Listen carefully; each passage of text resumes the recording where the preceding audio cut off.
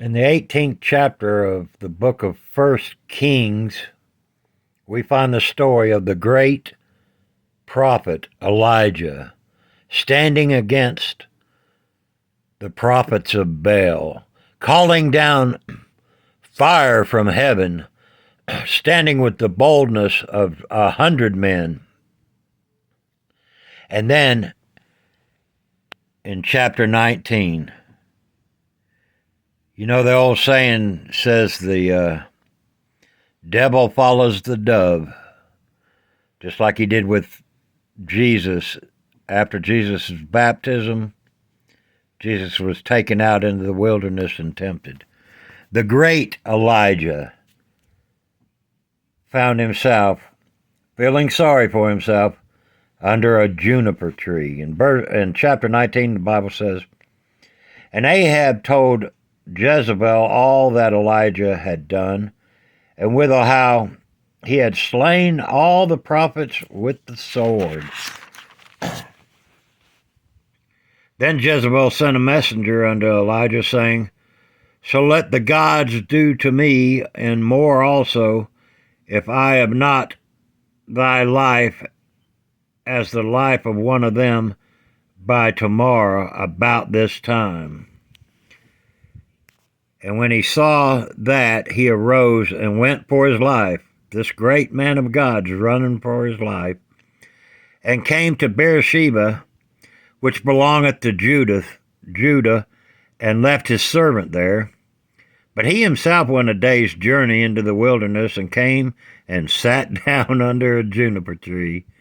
And he requested for himself that he might die, and said, It is enough now, O Lord, to take away my life, for I am not better than my fathers. And as he lay there and slept under the juniper tree, behold, an angel touched him, and said, Arise and eat. And he looked, and behold, there was a cake baking on the coals, and a cruse of water at his head. And he did eat and drink, and laid down again. And the angel of the Lord came again the second time, and touched him, and said, Arise and eat, because the journey is too great for thee. And he arose and did eat and drink, and went in the strength of the meat for 40 days and 40 nights into the Horeb, the mount of God.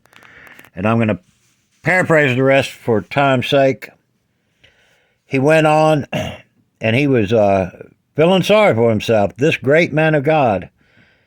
And I know, me personally, I have been under that juniper tree. And what do we do when we get under that juniper tree? We need to eat. What do you eat? What is the bread of life? What is the food for our soul? It's this Bible. He ate and he drank. And then in verse 11, it says, And he said, Go forth and stand upon the mount before the Lord. And behold, the Lord passed by, and a great strong wind rent the mountains, and brake in pieces the rocks before the Lord. But the Lord was not in the wind. And after the wind, an earthquake. But the Lord was not in the earthquake. And after the earthquake, a fire. But the Lord was not in the fire. And after the fire, a still, small voice. You can have the storms of life going all around you. You can have mountains renting, rocks breaking, fire everywhere. But we are not looking for the fire. We're not looking for the earthquake.